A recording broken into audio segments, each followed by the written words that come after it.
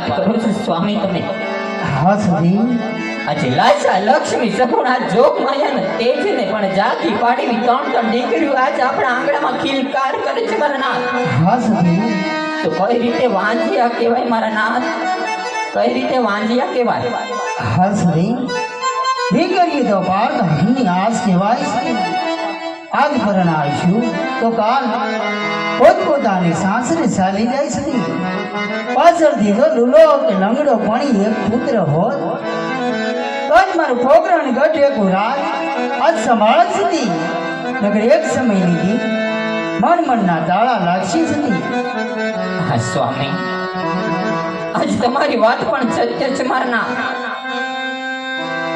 એ રાજવી, હા સતી. આજે રયતની વાતમાં આવીને આવા કાંડ કેલા તો ક્યાં થાવ છો મારા નાથ? હા સતી.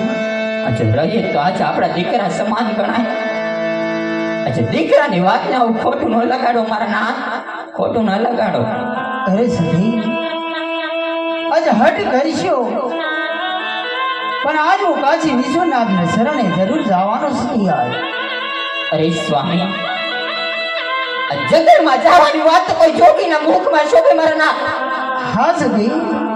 વગડે જવાની વાત તો કોઈ વેરાગીના મુખમાં શોભે સ્વામી.